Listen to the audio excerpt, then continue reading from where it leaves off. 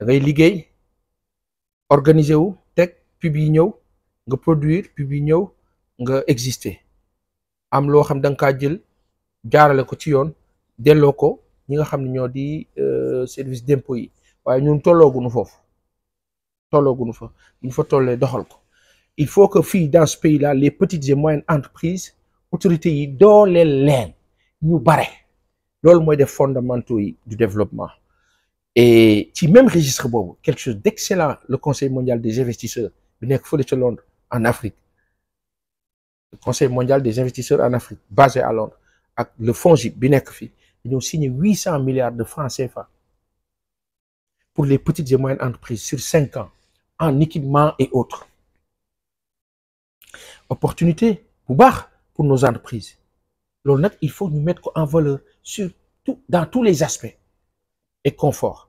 foofu la ñu war a nekk te débat yi foofu la war a nekk communication état bi foofu la war a nekk lu baax li noo def lu ne foofu la war a nekk gis nga conseil des ministres bi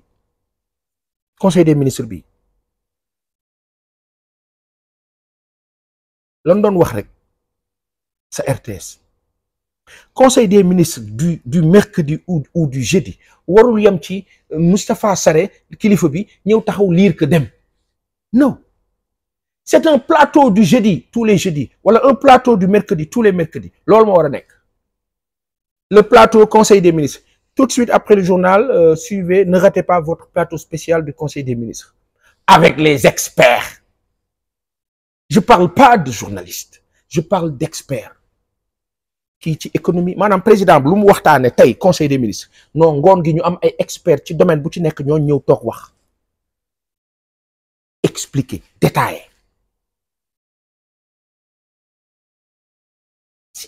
foofu la affaire bi nekk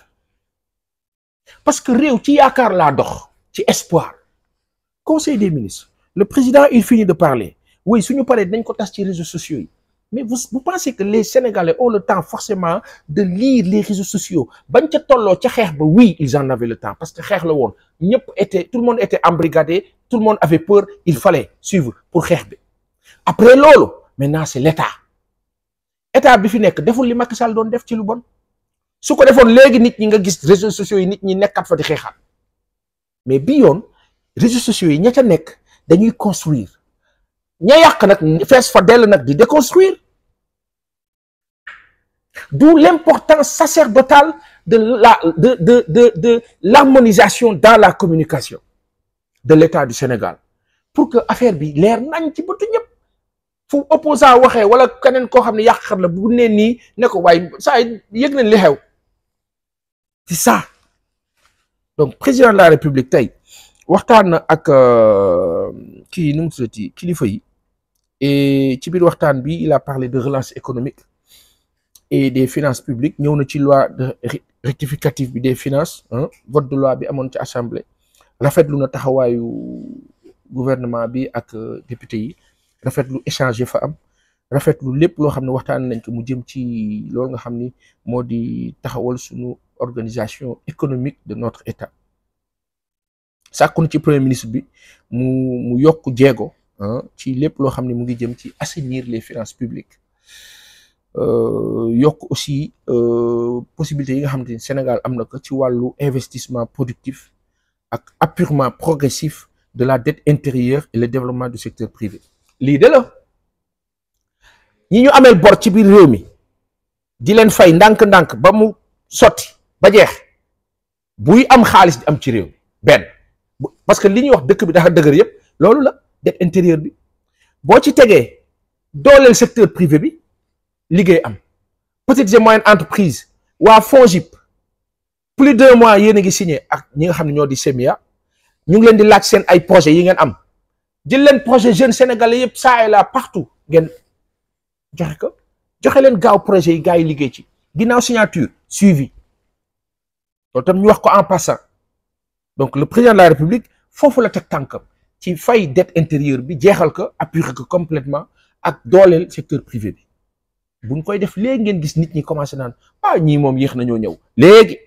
avec une bonne communication toujours mu ngi noonu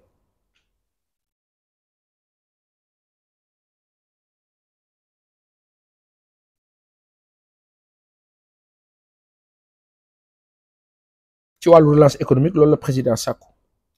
ci li nga xam ne moo di forum invest bi war a am Sénégal fii ci mois d'octobre ci wàllu redressement économique boobu ñuy wax président bi mu ngi wax ne dafa tenir trop moom ci li nga xam ni moo di l'amélioration soutenue de l'environnement des affaires maanaam Sénégal ñi war a ñëw investir fii fokk ñu sentir sécurité sentir transparence honnêteté sentir aussi dal xam nga nit moom fa mu am jàmm rek du ma ñëw nag di indi sama alal ba pare di tiit di nekk ci psychose lii la président bi wax que l'environnement des affaires nekk un environnement sain boo xam ne gars yi bu ñëwee di liggéey seen xel dafaa dal li leen di fayeeku du metti trop ba ñuy tiit di daw waaye du nekk itam loo xam ne dafay lor Sénégal lii fi nekk donc forum invest boobu war a am Sénégal les 7 et 8 octobre 2025 avec une forte implication du secteur privé national. C'est excellent. C'est excellent. Et l'environnement des affaires, son amélioration soutenue, permettra d'atteindre les meilleurs standards internationaux.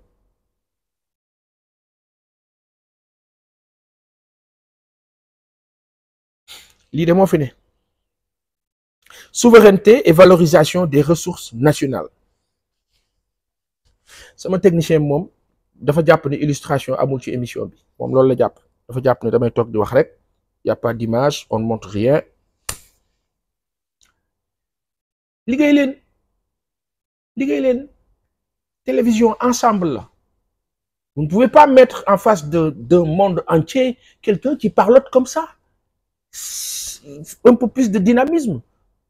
damay bañ tudd sa tur gars yi naan sa mbokk li technicien yi naan waa mais booy loolu noo ko mënee loolu laay bañ ma rafetal que nii rek quoi mais ma wax la ma dëgg quoi comprendre nga man ak yow ñoo far ma wax la dëgg bi il faut des illustrations dans une production un magazine pareil il faut de l'illustration quand on parle du président qu'on puisse le voir quand on parle du PM qu'on puisse le voir quand on parle de qu'on puisse voir de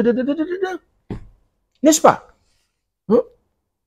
je décompresse ainsi mais bon après c'est une critique objective quoi tu comprends maa ngi gis ma tooñ Pape Djibril tuuti Pape maa ngi laa nuyu maa ngi gis Momo bu Salimi di ko tooñ quoi naan non Pape moom ni mu ne Ousmane na tere xaw ma na bàyyi xaw ma lan moom tam mu ngi koy tere mu bàyyi manière yi mais Momo Mohamed bàyyil Pape Djibril mu manière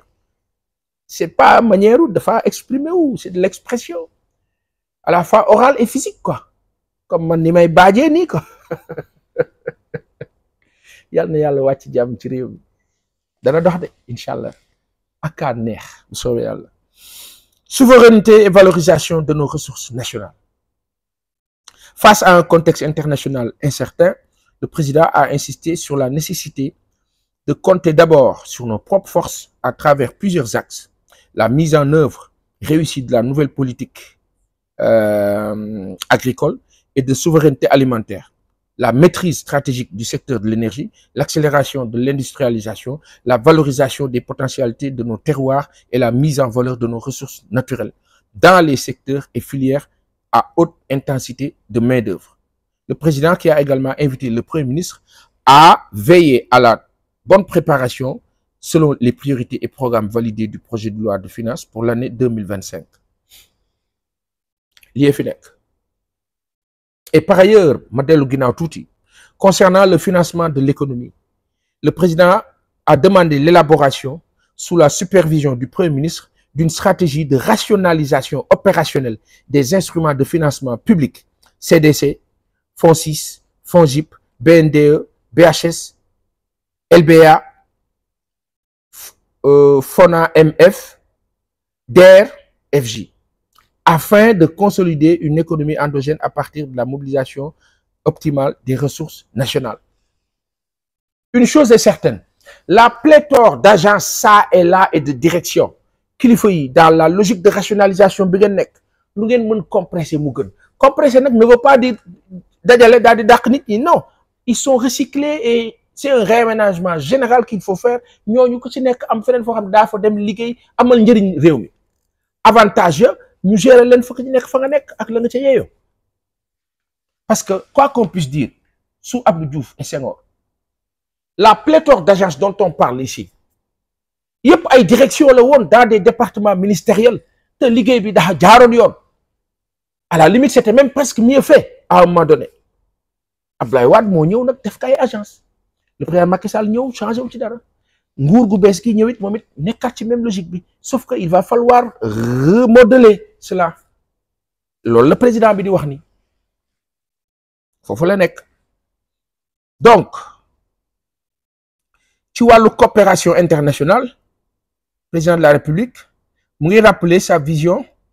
bi nga xam ne mu ngi tegu ci politique de coopération, de partenariat et de financement basée sur l'ouverture, le respect mutuel, la préservation des intérêts nationaux et la réalisation de partenariats gagnant-gagnant. foofu nag man kilifa yi maa ngi dégg ngeen koy wax rek partenariat gagnant-gagnant maa ngi dégg président di ko wax dégg premier ministre di ko wax dégg état bi ñi àndal ñëpp di ko wax man Baye Assane ma tuuti mi nga xam ne toju ma fenn du ma leen du ma kenn du ma ñenn man gëmuma gagnant-gagnant li ma wax nag du neex man xamul lu ma gëm maam moom ma yëf maa ko moom séddewuma kasi soxla nag daa si dem si ni ma ko bëggee bu dee loolooy gagnant-gagnant kon gagnant-gagnant waaye bu dee ma gañe nga gañe luy map yoon ci sab gañe yow map yoon waru see nekk li ma moom maa ko moom lii ala ma yëf ma naan la waaw gagnant-gagnant déedéet man damay xool li ma arrangé nga def ko ni ma arrangé ba wàccee Mauritanie bëgg fa créer entreprise dañ la naan demal ci ab naar mu gérer la koo koy am nangam ci pourcentage d'abord balaa dara ñu xool ba wàccee Dubaï bëgg fa def dara dañ la naan naar bi moo laa parrainé dem leen laaj tubaab bi faa wàcc. amaana nag ci wàllu diplomatie peut-être le discours peut être si doucereux quoi tentant pour amadouer peut-être épater. waaye àdduna bi toll na foo xam ne aujourd'hui pour man kilifa yi ngeen baal ma de li ngeen war a wax du gagnant-gagnant da ngeen war a wax gagnant pour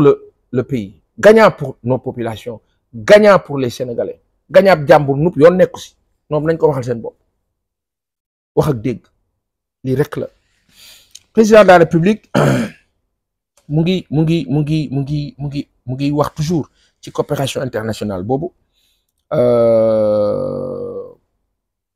La préservation des intérêts nationaux, la réalisation de partenariats dont on parle de gagnant-gagnant, mais bi nga xam ne man damay ñaan sàkku ñu wax partenariat gagnant ñu yem ca gagnant ba xam ne ñu na gagnant kese de suñu yoon nekku ci waaw moom nun kaa seddoo noo ko moom yow da nga see soxla kaay dox niñ ko bëggee.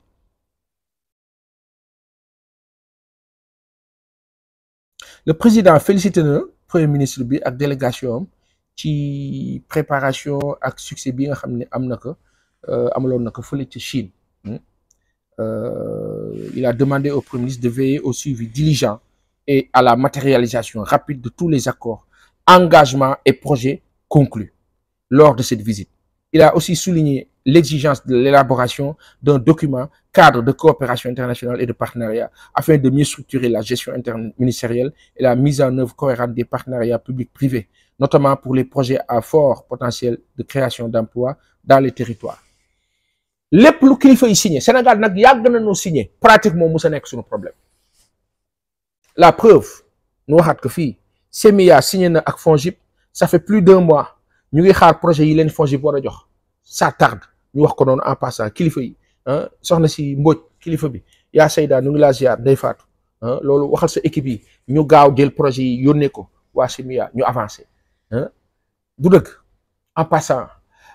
li nga xam ni président bi wax na ko ci premier ministre bi ginnaaw tukkeem bi Chine nee na ko lépp lu ngeen fa signé woon teg leen organisation bi rapidement ngeen concrétiser ñu gis ci sunu bopp te loolu moo di dëgg foofu lañ war a nekk ñii seetaan ngeen baal ñu partager ñi ko ci mën xam naa ni guddi na waaye bu ngeen ko mënee rek ngeen partager yaatal ko su ko defee ñu daal di daanaka presque jeexal mën a dem dallu tuuti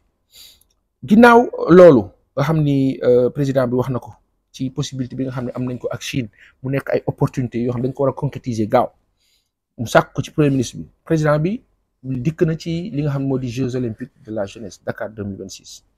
Concernant les Jeux olympiques de la jeunesse Dakar 2026, le président a demandé d'accélérer la mise en œuvre du programme national de construction d'infrastructures sportives, y compris la relance des chantiers inachevés. Il a invité les ministères et structures concernées à définir un cadre réglementaire de gouvernance des structures, des infrastructures sportives et a demandé l'adoption prochaine Conseil des ministres de la charte du sport. Alors li nga xam ni dikkaat na ci conférence internationale 4e conférence internationale boobu nga xam ni sur le financement du développement ACV, le président réitéré na son attachement du Sénégal ou l'attachement du Sénégal à un multilatéralisme inclusif et a plaidé pour une réforme de la gouvernance financière mondiale, à plus d'équité et de justice dans la gestion de la dette, à l'accès au financement et à un système fiscal international rénové. Voilà. Donc ni le président bi tëjee dikk na ci visitam boobu ci Séville conseil des ministres bi ci tënk lii la woon amaana nag des na li nga xam ni moo di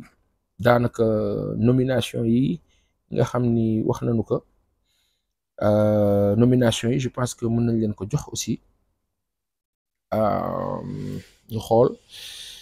réew mi dana dox de incha allah yàlla nañu yàlla may fekke tal dana dox ba jaaxal ñu yàlla nañu yàlla may fekke tal fekke ak tal. Mamadou Doro Ndiaye maa ngi laa nuyu ñu ngi laa nuyu ba baax. Monter sur tous les fronts pour vulgariser l'État et ses réalisations. Oui, il faut être sur tous les fronts. Et les fronts, il y a les fronts hors cadre, hors service, il y a les fronts in service.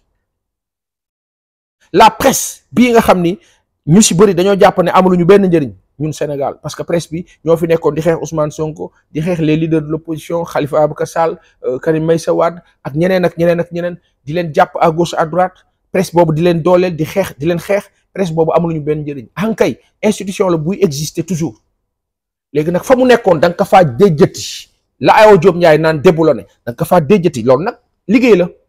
feem la stratégie la déjjati ko fa teg ko ci yoonu liggéey bi parce que lépp loo xam ne yaa ngi kaa vulgariser di ko mettre en valeur mu kaa yàq de l'autre côté du xalaat li gën mooy li xëcc ko sa wet liggéey loo ko xëcc ko sa wet nag du doo ko ne da nga naan doo ko ne doo fay impôt doo ko ne dinaa la joxoo ko te dana fay waaye liggéey loo ko waaw liggéey loo ko lépp loo xam ne mu ngi am conseil des ministres non plateau télé yi daxar war a nekk conseil des ministres partout gis nga président de la République buy def conférence de presse ak la presse nii gars yi di defee ay édition conseil des ministres noonu la war a amee ay édition fépp ci télé yépp bu dee la presse publique RTS teg plateau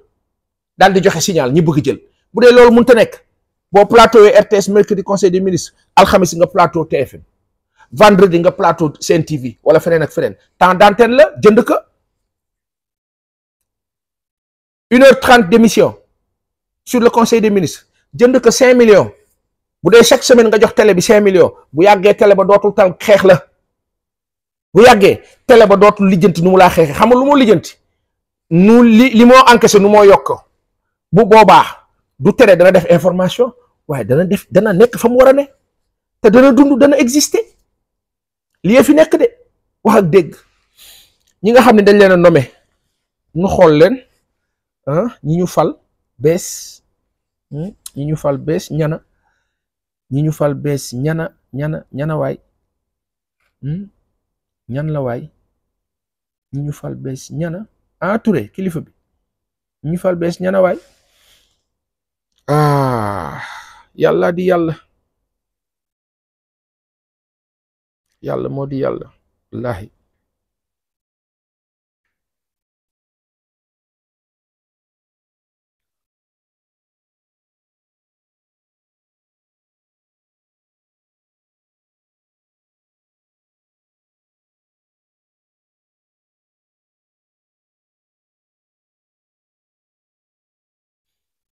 ñu dem ak yéen ci nomination yi ñu xool réaménagement yi am sur le plan diplomatique fële ci ministère des affaires étrangères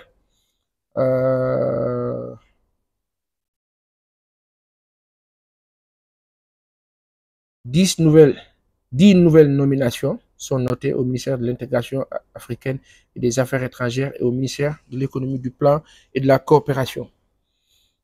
Qui nomination yooyu ay ambassadeur consul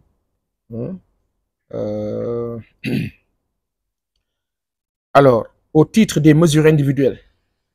le président de la République a pris les décisions suivantes. Pour le ministère de l'intégration africaine et des affaires étrangères, M. Mamadou Moustapha Loum, conseiller des affaires étrangères, principal, matricule de solde 519 434, précédemment consul général de la République du Sénégal à Madrid, est nommé ambassadeur extraordinaire et plénipotentiaire de la République du Sénégal auprès de son Excellence M. Jean-Louis Savy de Towé, président de la République togolaise, en remplacement de République togolaise.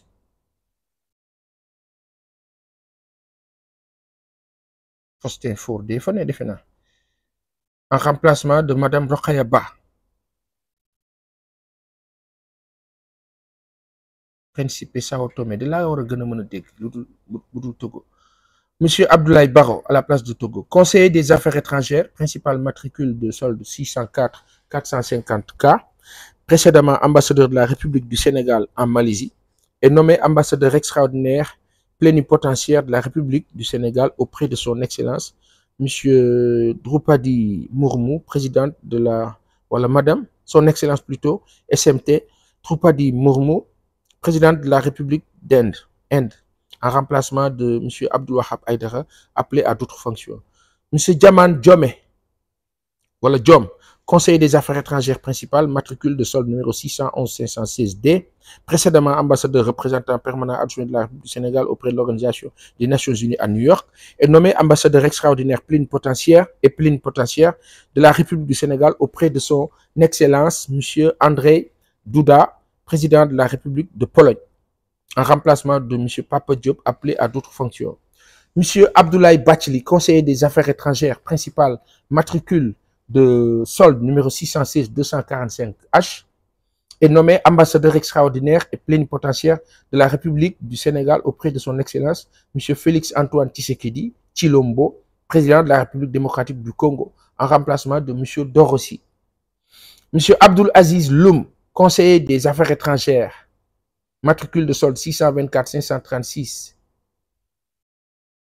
Z, est nommé ambassadeur extraordinaire et plénipotentiaire de la République du Sénégal auprès de Sa Majesté le Sultan Ibrahim, roi de Malaisie, en remplacement de M. Abdoulaye Baro, appelé à d'autres fonctions. Madame Ramatoulaye Ba Faye, conseiller des affaires étrangères, principal, matricule de solde numéro 606-896 G, ambassadeur de la République du Sénégal au Royaume des Pays-Bas, est nommé cumulativement avec ses fonctions ambassadeur extraordinaire et plénipotentiaire de la République du Sénégal auprès de son Excellence M. Alexander Stubb, président de la République de Finlande, avec résidence à La Haye. Madame Ramatoulaye Ba, conseiller des affaires étrangères, principal matricule de solde, numéro 606, Bafay, oui, 606-896G, ambassadeur de la République du Sénégal au Royaume des Pays-Bas, est nommé cumulativement avec ses fonctions ambassadeur extraordinaire et plénipotentiaire de la République du Sénégal auprès de Sa Majesté Karl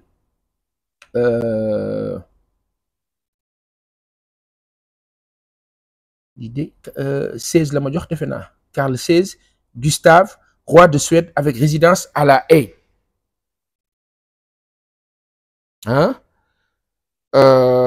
Monsieur Demba Camara, économiste planificateur, matricule de solde numéro 516-859B, précédemment premier conseiller à la mission permanente de la République du Sénégal auprès de l'Organisation des Nations Unies à New York, et nommé consul général de la République du Sénégal à New York en remplacement de M. Eladj Amadou Ndangan Ndao. Au titre du ministère de l'économie, du plan et de la coopération, Madame Fatimata Mangan, planificateur spécialiste en management des organisations, matricule de solde numéro 642-146A, est nommée directeur des ressources humaines au ministère de l'économie, du plan et de la coopération. Madame Rokhaya Cissé titulaire d'un master en finance et gestion publique, matricule de solde numéro 624 956 B, est nommé directeur de l'administration du personnel de la direction générale de la planification et de politique économique au ministère de l'économie, du plan et de la coopération.